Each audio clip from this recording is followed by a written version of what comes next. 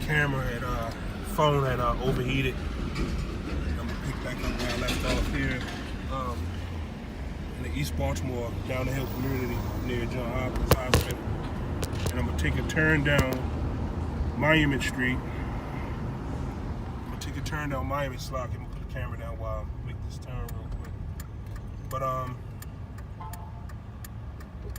gonna just show you a little bit more of over here at East Baltimore and make my way downtown ultimately to pretty much catch up with my brother so we can do a sit down on this very topic. But yeah, so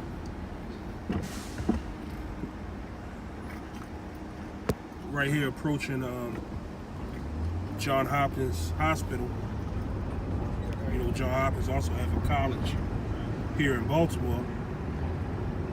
And as you can see, more and more rehabilitation centers, because you have multiple rehabilitation centers for heroin addicts or you know, whatever drug you may be addicted to, where they offer rehabilitation, counseling, and they call themselves winging you off the drug, but they'll put you on a synthetic form of it, which is called methadone, or then you got buttes, or you know, there's different ones where people change their addiction from a street form of the drug, a street chemical form of the drug of heroin or cocaine, to a pharmaceutical version of it, which actually does more harm and more damage than the actual drug itself, creating an entire generation or epidemic of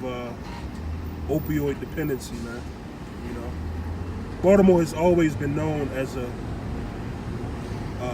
city where heroin was the drug of choice.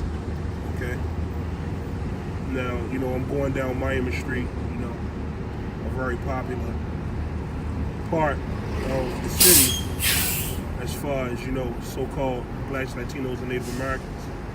Okay, you see the mixture of them living, working, and so-called trying to survive down in this area, you know. This is our Northeast Market. You know, Baltimore once had a chain of markets where it was Northeast Market, Upton Market, Old Town Mall, Highland Street Market, and Cross Street Market. Some of those are still in business, but for the most part, they're all out of business. You know, but you go there, now Lexington Market is still here. Now you go in there to get food, but a few months ago they had a situation where, you know, they were, someone caught on camera it being infested and run over with rodents, rats, man. Okay. So Trump, you know, he hit the nail on the head, man. And a lot of people here in Baltimore or whatever, they pretty much got offended by that. You know, let me get it out in the sun a little bit, because it overheated the last time. But yeah, how could you get offended when that devil was telling the truth, man?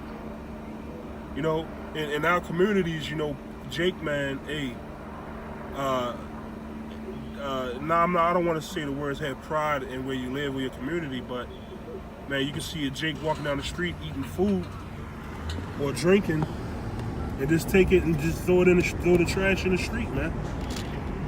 You know, when you go into the word ghetto, it means a place or area where Jews dwell or live. The real Jews, okay? Now, Esau wanted to try to take and relate that to themselves, you know, trying to fit the curses of us. But we all know who the real Jews are, according to the Bible now. Now, this here, the area down the hill, still high crime, drug-infested area, man, especially this corner we coming up here on now. Monument and Rose and Monument and Luzerne, man. You know, Jake out here, man, you know, barely living. You know, I'm gonna turn back up this way.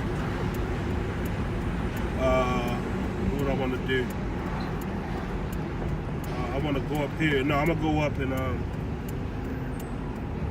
should I go down? Yeah, I'm gonna go down, turn down, and go up Luzerne. I mean, not Luzerne, Orleans Street.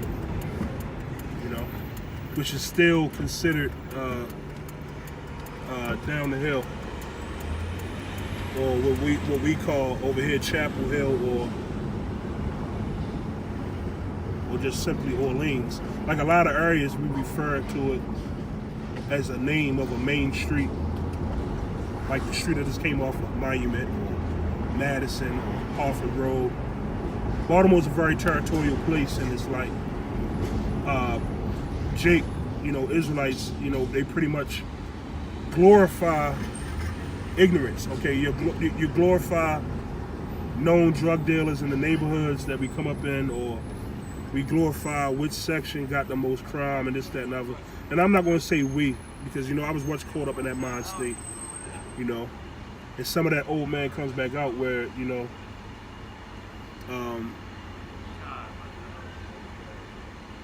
get a rep off of where you from.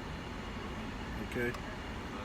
Hey, even Yahweh Shah, they gave him a rep because, he was from what you called the hood, or, he dwelled in what would you consider the hood, which was Bethlehem. What good could come out of Bethlehem? Well, what good could come out of Baltimore? Or what good could come out of San Francisco? What good could come out of Oakland or New York or Boston or Miami or Texas, And I'm naming all cities where there are camps at. So there are good, so-called good coming out of them because the Lord is raising up men to do his work in them, man. All right? That's the only good that, or what the scriptures say, I think it was on Sodom and Gomorrah, I think Lot pled with the Lord to say, did you find any righteous within that city or within that area? Okay, well, when the Lord comes, Lord willing, the only righteousness he's going to find is the men out here laboring in truth and sincerity in the doctrine of Yahweh Shem Yahushua. Okay, the men who happen to be under the banner or name of Great Millstone. And then you have men who are not under it that are teaching the same doctrine, and staying true to the doctrine of Yahweh Shem Yahushua, not the doctrine of Great Millstone, right? Now, this is what they do here in Baltimore. A lot of the houses are abandoned or boarded up communities to make it look more presentable. They paint murals or they put art on them because there's no one occupying it, all right? And you'll see that a lot here in Baltimore, and I noticed a lot of that in Philly. Whoever designed this city here, Baltimore and Philadelphia, it had to been from the same architectural blueprint or whatever, because a lot of the part of this city in Philly resembles each other, okay? Even in the Midwest, you can tell, like Detroit and Chicago, or Youngstown, Ohio. I've been up in those areas before, because like I said, I was always involved in transportation, even as a teenager or a young child, because I grew up in a household where, my father got high, my uncles got high, my grandfather was a Baptist preacher, my grandmother, was a preacher's wife. Now this all on my father's side, Now on my mother's side, my grandfather, I grew up in a house where he sold dope, he sold weed, he sold hash, any time of day I could come home, my grandfather bagging up drugs or customers in there buying, till when my mother moved out and got married, and my stepfather, who the majority of my young adolescence and teenage years grew up with him in my presence, and he was always involved with either tow trucks or tractor trailers or some form of transportation. So that's how I'm familiar with a lot of areas, and I've been to a lot of cities because of it. And I got introduced to another side of life other than not being a productive, so-called productive member of society, okay? My father would get odd jobs here and there, but overall he was succumbed by the drugs, That was his choice, that was his fix. That's what he wanted with his life, he's not here anymore. You know, he's, you know, probably resting until the kingdom. You know, you may come back as my son in the kingdom, Lord willing. I'm of the elect. Okay, so I'm get a little bit of footage going down here. Still going past John Hopkins. John Hopkins cover a large area of East Baltimore, and a doctor that's a familiar name that deals with John Hopkins is what's the fuck that coon name, man? Ben Carson. Okay, he's a part. I think I don't know if he still is, but he's a part of Trump's team. Okay, presidential team. Okay, that coon. That I think he's a tear. You know, but just because he have dark skin, people gonna relate him as to being an Israelite, same way they did Obama. You know, but in another conglomerate medical establishment besides John Hopkins, okay, which is probably the biggest here in Baltimore, is Mercy Medical, or Sinai. Okay, Sinai Hospital, which is owned and ran and operated. Even John Hopkins, I believe, owned and operated by so-called Jews, Amalek. Okay. But with this being such a so-called prestigious hospital, a lot of people, you know, they may get injured, shot, or whatever on the streets, and they would say, "Hey, don't take me to John Hopkins. You're gonna take me there to die." Like they say John Hopkins, or it's another hospital called Bon Secours, but the street name is Bon Sequilum, because you more than likely you going there with a gunshot or stab, man. You're gonna leave in a body bag, okay? And that's crazy that we are subjected to that type of mind state.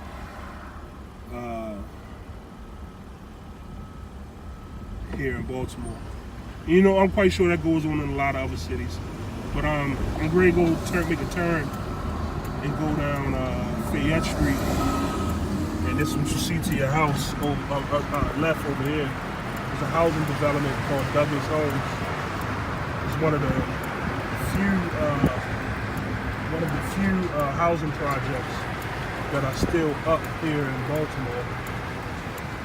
You have Douglas Homes, you have Latrobe, and you have Gilmore Homes. All the high rises are pretty much gone. They are knocked down. And now there's other cities where, you know, you could go through, drive through and see their so-called still nice areas, but for the most part, from Baltimore County, Anne Arundel, Baltimore, Columbia, what's the other? Linthicum, Lutherville. For the most part, those areas were used to be known as, you know, the county. You could go out there and get away from it all. But now with regentrification and regentrification, a lot of people from the city, it's been made available for them to move out there and live in those areas because of Section 8. And now those areas are being plagued in a lot of crime, or, you know, acts of crime that normally would you would hear happening in the city are happening in these so-called suburban areas. Now, I'm making this turn here. I'm still here in Douglas Homes. And of course, you know what goes on here. You know, a lot of struggle, man. Okay. As you can see, I'm ready to turn this corner. And this corner right here is normally full of drug activity. A lot of young Israelites, young Jake out here, you know, doing whatever. As you can see, the police, he posted up here today. You know. And There you go. You got the so-called nigger woman, Israelite woman. And we only use that term because the mind state that they carry of being Israelites, okay? They're seen and their whole demeanor is that of a nigger, you know. So that's pretty much it, right, on the East Baltimore side of it all. You know, I might try to keep the camera rolling. I'm gonna try to keep the camera rolling and ride up past Lexington Market. Me and the brother also did a video up there before, maybe a year ago, maybe last summer or summer before last. And which is supposed to be a cheap place of concourse, which it still is, but it's a heavy drug distribution, open air drug market. You know, stuff you've seen on The Wire, man. That's one of the closest reality shows ever on TV, because everything you see on there goes down here in Baltimore. The producers of that show, they did a diligent search, and they really brought to life a real life crime drama. Okay, it was one of my favorite shows, you know, because it was based here in my so-called home city, but it's really nothing to be proud of. We're already past this little center here. I don't know if he still has something to do with it, but you got living classrooms, and you have what used to be, he no longer has it, I don't think, but it was called the Mello Center. Carmelo Anthony had bought this property right here and made a basketball and after school programs for kids, but I'm not sure if he has anything to do with it anymore, because now they got the name Living Classrooms. That's a project they got involved in. I guess to so-called educate Israelite children. Lord willing, the camera, you know, the mic is picking up my voice, even with me driving in the car.